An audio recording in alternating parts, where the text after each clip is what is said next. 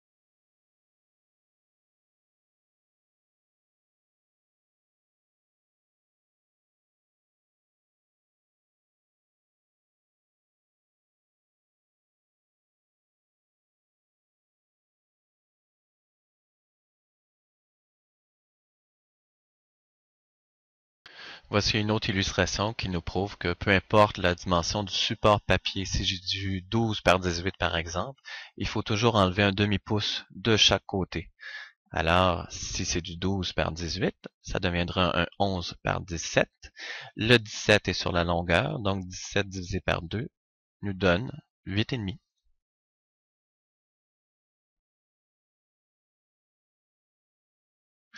Nous allons commencer maintenant l'exercice de l'homme urbain. Il s'agit de la planification sur papier.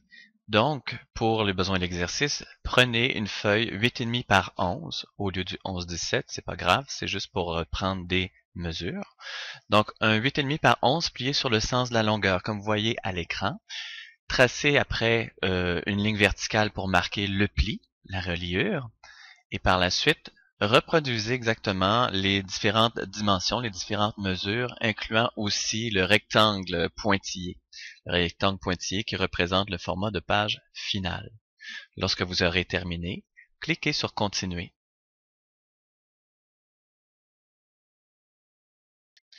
Afin de trouver le format de page idéal, il faut noter que tout en mise en page ou en micro-édition repose sur la valeur d'interligne ou nommé de façon plus courte la VI. Donc, la valeur d'interligne nous permettra de trouver ou de dimensionner, si nous préférons, la largeur, la hauteur des pages, la largeur des colonnes, la largeur des gouttières, les marges de haut, de bas, de petits fonds ou marge intérieure ou marge extérieure. Tout est un multiple de valeurs d'interligne.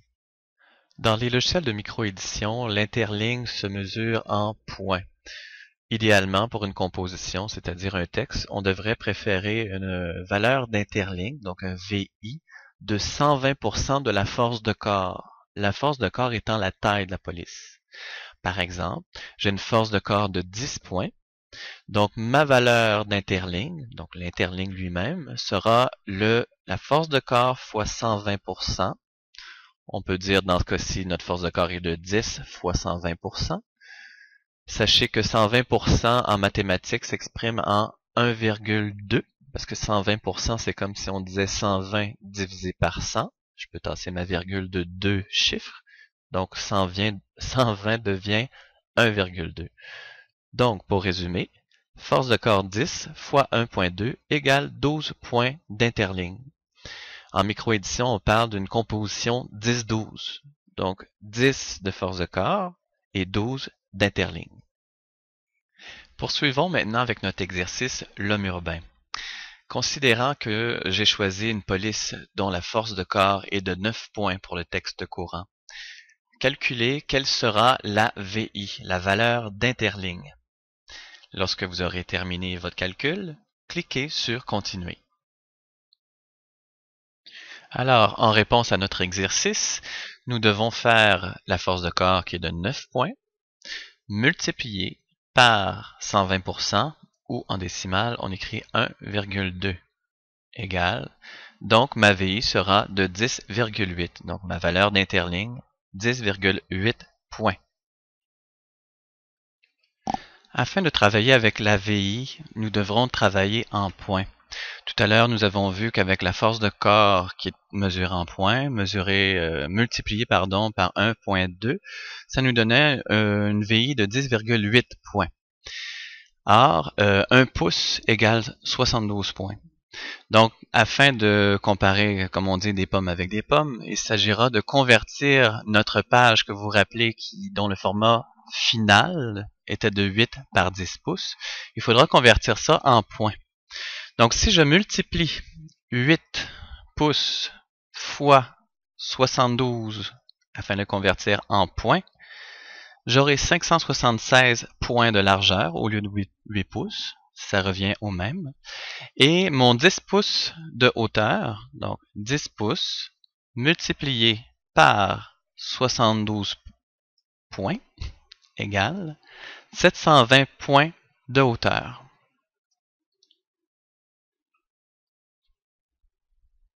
Dans votre maquette brouillon, notez votre conversion en points pour la largeur et la hauteur de la page, puis cliquez sur Continuer.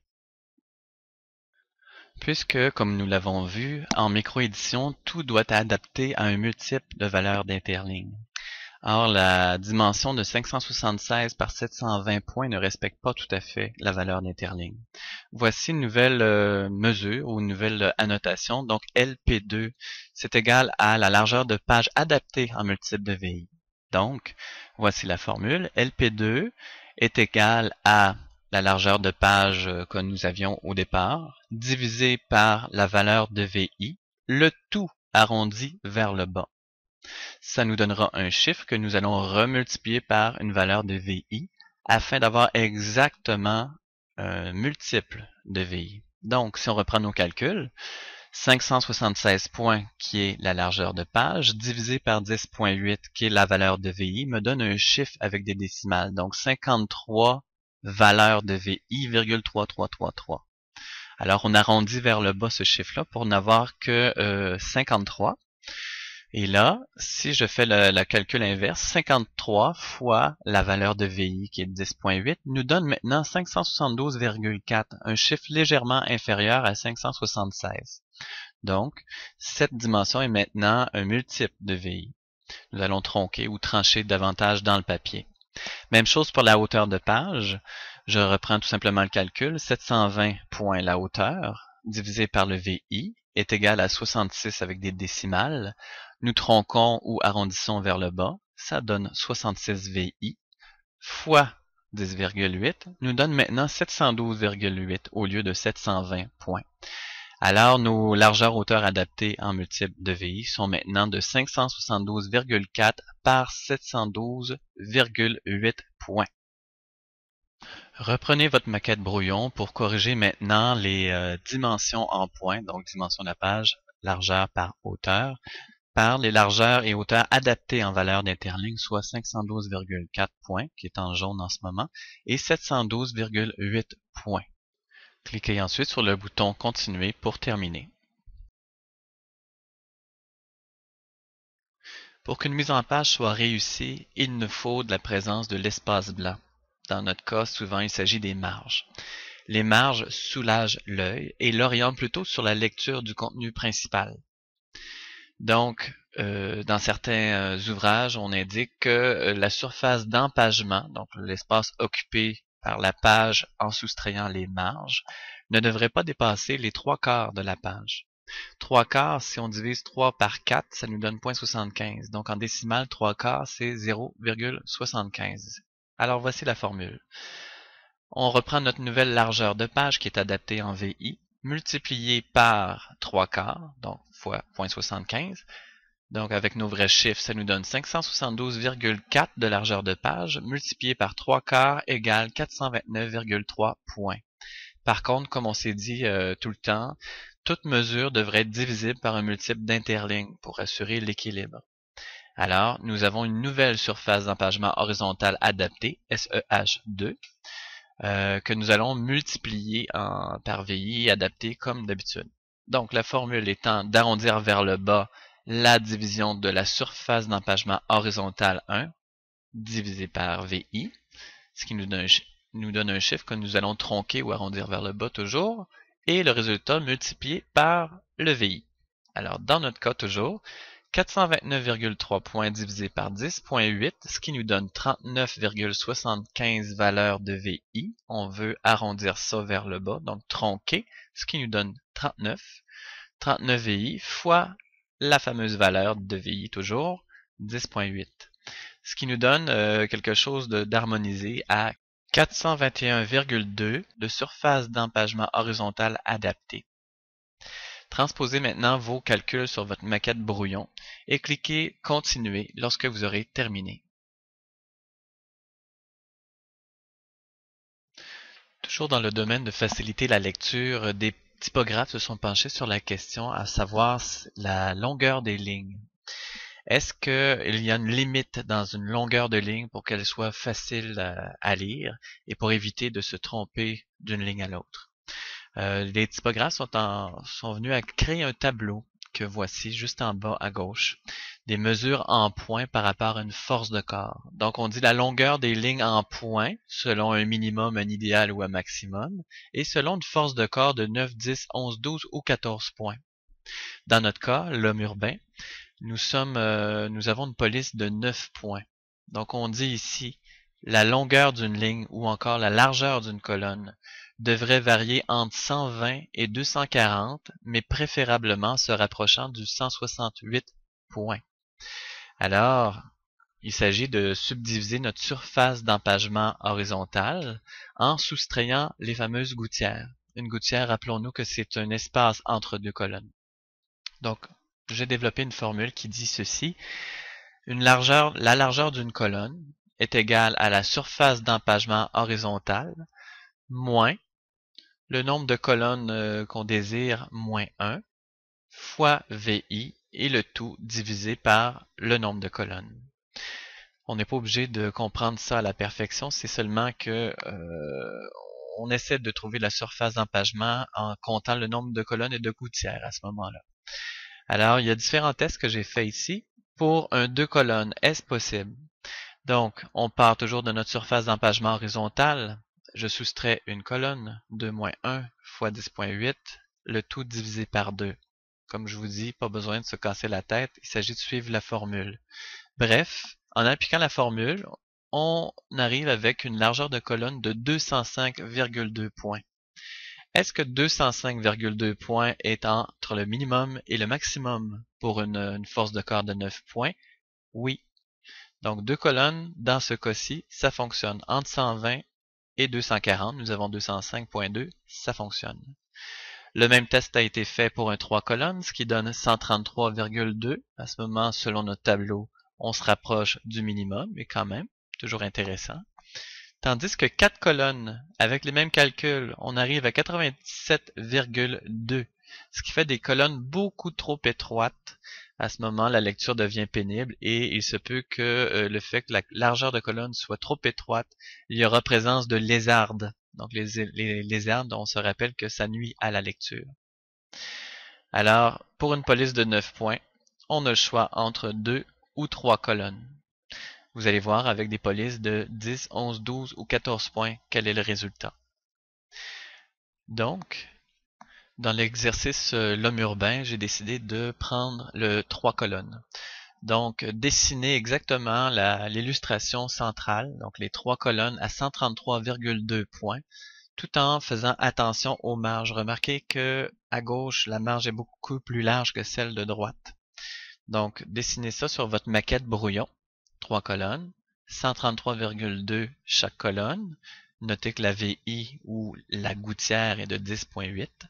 Alors, notez ceci et lorsque vous aurez terminé, cliquez sur Continuer.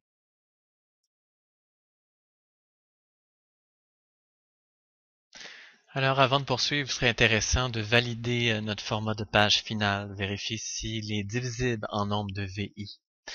Donc, si on reprend notre maquette brouillon, on a dessiné exactement une feuille avec 3 colonnes, etc. Donc, la largeur de page, la dernière mesure était de 572,4. On vérifie que c'est toujours divisible par la VI de 10,8, ce qui donne 53 VI juste. Donc, c'est correct, c'est valide. Même chose pour la hauteur de page. Nous avions 712,8 divisé par la VI.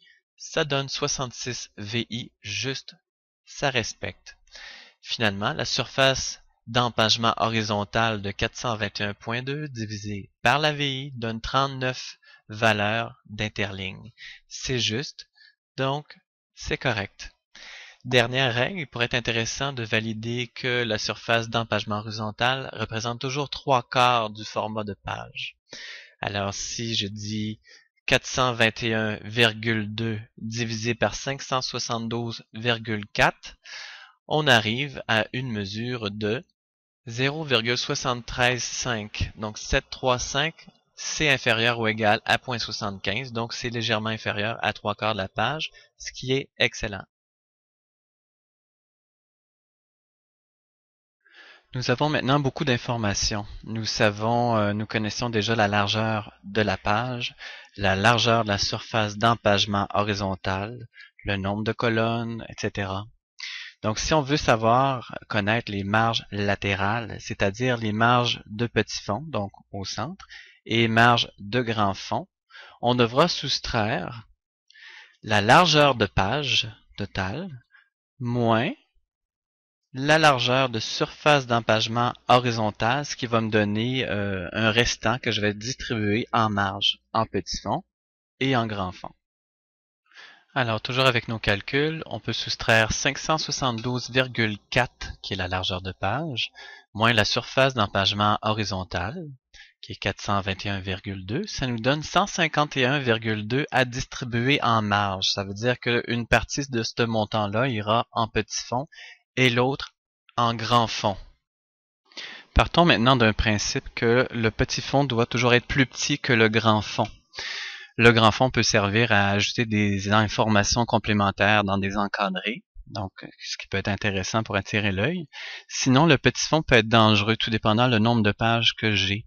Si j'ai plusieurs dizaines de pages, il se peut que je doive augmenter mon petit fond afin de ne pas perdre le texte dans la reliure. Par contre, ça, vous devrez vous entendre avec votre imprimeur. Par contre, pour un projet de revue comme nous faisons en ce moment, j'ai pris la liberté de mesurer certaines revues par rapport au petit fond et je me suis aperçu qu'il varie entre 36 et 48 points.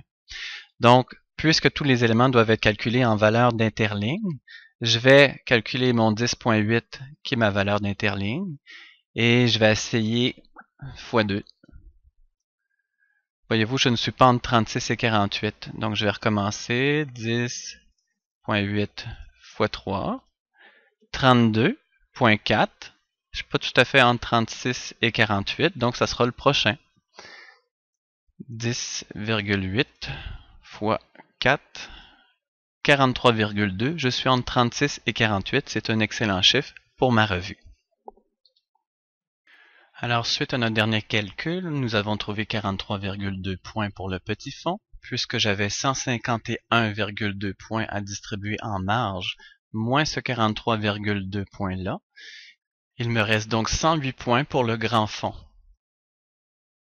Notez maintenant ces nouvelles dimensions de marge latérale sur votre maquette brouillon et cliquez sur Continuer. Il existe une règle toute simple pour planifier les marges en micro-édition lorsqu'on a un projet de page en vis-à-vis, un plié broché. On parlait tout à l'heure d'un petit fond qui doit être plus petit que le grand fond. On parlait aussi que pour une revue et non pas un livre, un revue devrait être entre 36 points et 48 points. Nous avons trouvé 43,2 de petits fonds, ce qui nous donnait 108. Nous aurions pu avoir un plus grand petit fond et diminuer le grand fond, c'est comme vous le désirez. Par contre, les marges de tête et de pied, du moins dans InDesign, doivent être situées entre la marge de petit fond et de grand fond. Par exemple, notre petit fond en ce moment vaut 4 VI, donc 43,2. Notre grand fond, lui, vaut 10 VI, donc 108 points. Alors, la marge de tête et de pied doivent être égales, mais entre le petit fond et le grand fond, dans ce cas-ci, j'ai essayé un 6 VI qui donne 64,8.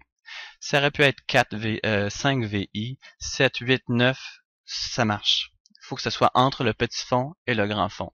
Donc, pour nos projets, j'ai choisi le 64,8 qui est un 6 VI que vous pourrez noter dans votre grille brouillon et ensuite cliquer sur Continuer. Avant de parler des subdivisions verticales de la surface d'empagement, il serait important de connaître la surface d'empagement verticale, le SEV. Il est facile à trouver puisque nous avons nos marges de tête et de pied ainsi que la hauteur de la page.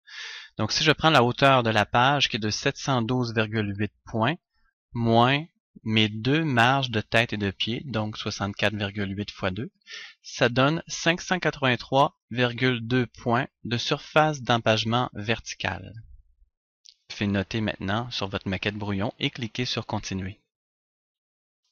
Afin d'harmoniser l'éventuel placement de texte et d'images et d'accroches, donc d'objets différents dans la mise en page, soit en colonne ou sur différentes hauteurs, il est harmonieux de subdiviser la surface d'espace vertical, ce qu'on voit en gris verticalement, en 4 sections. Dans une surface d'empagement vertical, il y a 4 subdivisions verticales, mais espacées d'une valeur de VI, donc d'une interligne. Alors, la formule est simple, c'est la surface d'empagement vertical moins les 3 VI, donc les 3 gouttières horizontales, si on veut, et le tout divisé par 4. Dans notre cas, il s'agit de la surface d'espacement vertical, d'empagement, pardon, de 583,2 moins 3 VI divisé par 4, ce qui nous donne 137,7 points. Par contre, on a su que chaque élément positionné dans une mise en page doit respecter un multiple de VI. C'est pour ça qu'on va aller encore une fois valider la hauteur d'une subdivision. Donc, on va diviser la hauteur de subdivision HS par la VI. On va arrondir vers le bas et multiplier par la VI, comme on a déjà fait. Donc, si on prend ça plus simplement, on a 137,7 divisé par 10,8, ça nous donne 12,75 VI. Mais une VI, là, c'est aussi une ligne de texte.